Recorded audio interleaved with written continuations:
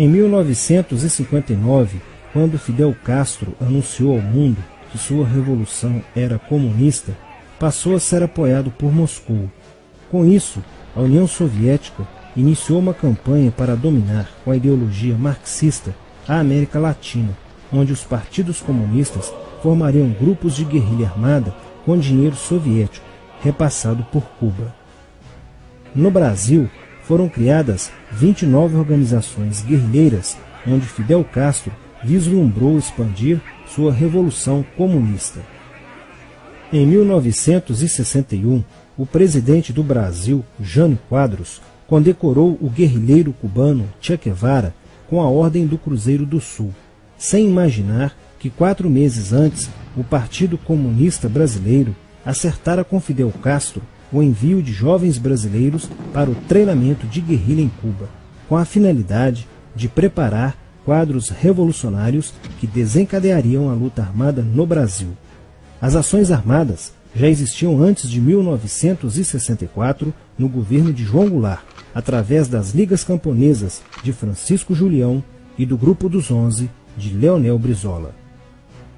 Com a chegada ao poder, em 1964, do presidente Castelo Branco, centenas de comunistas e políticos de esquerda refugiaram-se no Uruguai, onde formariam a Frente Popular de Libertação, que a partir de 1965 empreenderia atos de sabotagem urbana e focos de guerrilha rural no Brasil, principalmente na Serra do Caparaó, cujos guerrilheiros, apoiados por Leonel Brizola, foram combatidos e vencidos por tropas da Polícia Militar de Minas Gerais.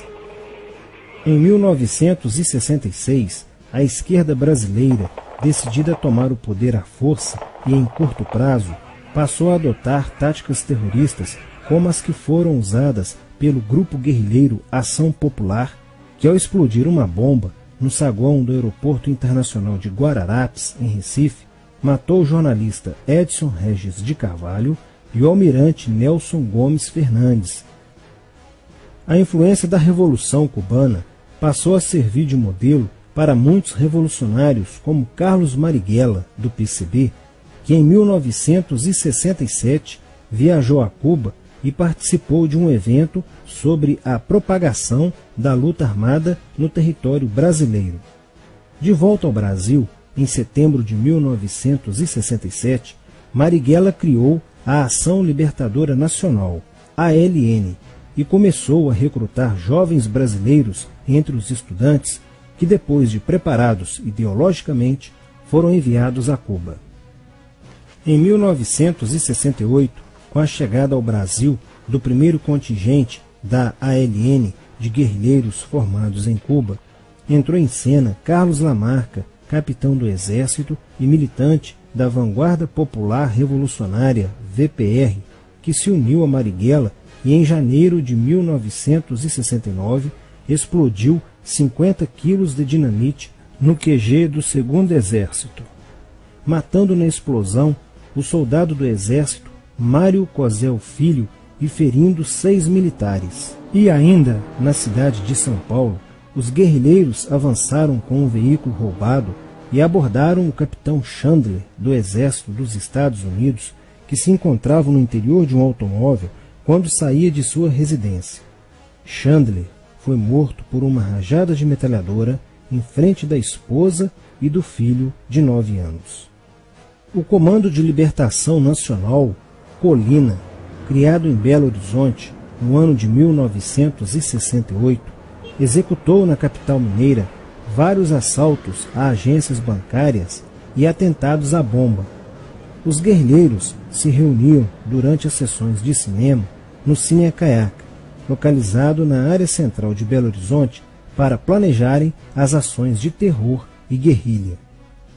A situação estava ficando caótica no país. Os guerrilheiros praticavam atentados à bomba nas grandes cidades, matando e ferindo vários inocentes, aumentando a insegurança e o medo da população, que passou a exigir ações imediatas do governo brasileiro para acabar com a violência praticada pela guerrilha. Atendendo ao clamor público para combater o terrorismo e a guerrilha com mais rigor, o presidente Costa e Silva editou o Ato Institucional número 5, AI-5, que previa o exílio e punições mais severas aos autores de atos de guerrilha terrorista praticados contra a população brasileira. Em desafio à nova medida do governo de proteção à sociedade, Carlos Marighella, em 1969, lançou o seu mini-manual do guerrilheiro urbano. Neste mesmo ano, só no Rio de Janeiro, a ALN, para aumentar os seus recursos financeiros, praticou 30 assaltos, sendo a maioria deles contra as agências bancárias.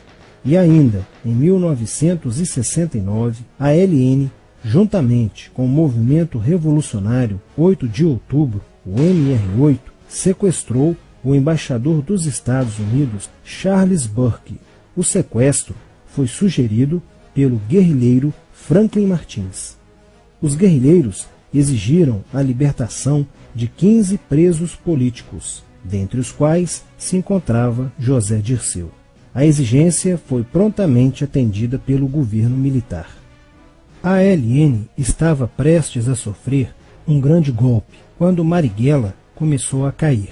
Após a prisão de um militante de sua organização, no dia 1º de outubro de 1969. Os dados fornecidos pelo militante da ALN preso coincidiram com informações prestadas por outro militante da VPR, que também denunciou o envolvimento de vários religiosos com grupos de guerrilha, entre eles Frei Beto. Quando Frei Fernando e Frei Ivo, também envolvidos com os grupos guerrilheiros, foram presos e logo após interrogados, os religiosos entregaram o ponto de contato de Carlos Marighella, na cidade de São Paulo. No dia 4 de novembro de 1969, o ponto foi cercado pela polícia, onde Marighella, percebendo o cerco, reagiu e foi morto. Depois da morte de Marighella, centenas de guerrilheiros foram presos e mais de 300 armas apreendidas.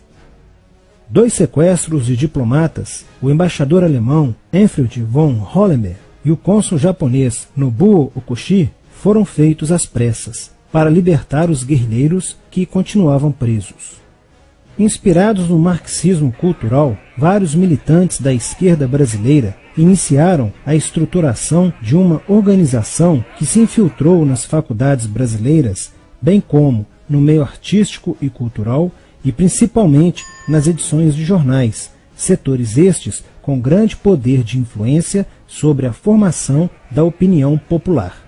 Durante as manifestações, vários militantes comunistas, usando armas de fogo, eram infiltrados no movimento estudantil e disparavam contra os manifestantes, na intenção de colocar a opinião pública contra o regime militar. Com a morte de Marighella, Lamarca havia assumido a posição de líder mítico, que sustentava a esperança na vitória comunista. Em 1970, quando o embaixador suíço Giovanni Butcher foi sequestrado, o governo se recusou a soltar os presos da lista apresentada pelos guerrilheiros. Depois de 40 dias de sequestro, os guerrilheiros quiseram matar o embaixador suíço. Porém, o governo militar cedeu e as exigências dos guerrilheiros sequestradores foram atendidas, preservando a vida do diplomata.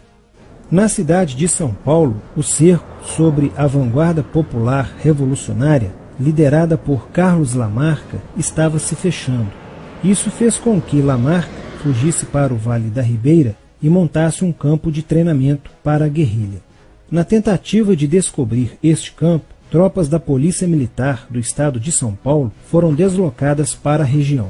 No dia 8 de maio de 1970, um pelotão comandado pelo tenente da Polícia Militar, Alberto Mendes Júnior, foi emboscado e rendido por guerrilheiros da VPR. O tenente Mendes foi feito refém e obrigado a seguir com os guerrilheiros na direção de 7 Barras. Depois de um dia e meio andando pela mata, Lamarca formou um tribunal revolucionário e decidiu matar o tenente Mendes, que teve o crânio esmagado por coronhadas de fuzil desferidas pelos guerrilheiros Diógenes e Fujimori. Apesar do cerco, Lamarca conseguiu escapar e em 1971 chegou ao sertão da Bahia. Depoimentos de guerrilheiros presos em Salvador levaram o exército ao esconderijo de Lamarca, que, estando armado de metralhadora, reagiu à prisão e foi morto. Após a morte de Lamarca, o número de militantes presos era bem maior que o número de guerrilheiros em ação no Brasil. Os guerrilheiros, percebendo que o cerco estava se fechando, passaram a sequestrar aviões comerciais e obrigar o piloto a desviar para outro país, onde pudessem se exilar. 4 desses aviões foram desviados para Cuba. Os guerrilheiros comunistas estavam perdendo a guerra. Os militantes que abandonavam as armas eram acusados de traição nos tribunais vermelhos e executados pelos próprios companheiros, em atos de justiçamento. Já no início de 1971, o PCdoB conduzia o trabalho de campo na região do Araguaia, na divisa entre os estados de Goiás, Pará e Maranhão, com a missão de implantar um núcleo guerrilheiro que tinha por objetivo fomentar uma revolução socialista, onde centenas de guerrilheiros já haviam se estabelecido há pelo menos 6 anos. No início de abril de 1972, o presidente Médici enviou à região do Araguaia equipes especializadas em inteligência que, da busca do conhecimento sobre a atividade clandestina, logo efetuaram as primeiras prisões, entre elas a de José Genuíno, primeiro guerrilheiro preso no Araguaia. Logo após, o exército sofreu as suas primeiras baixas, ao ter um grupamento emboscado por elementos liderados por Oswaldo Orlando da Costa, conhecido por Oswaldão. Isso fez com que o exército passasse a empregar tropas convencionais que cercaram toda a região do Araguaia.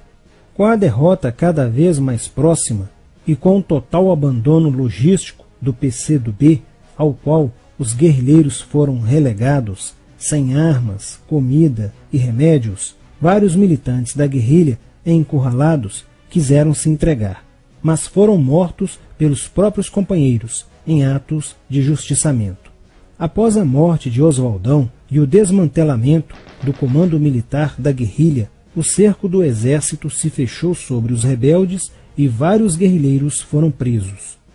Assim terminava o sonho da esquerda brasileira de transformar o Brasil em uma ditadura comunista. Mas a esquerda brasileira não desistiria de conquistar o poder e retornaria mais tarde com uma tática mais eficiente que a luta armada: o marxismo cultural.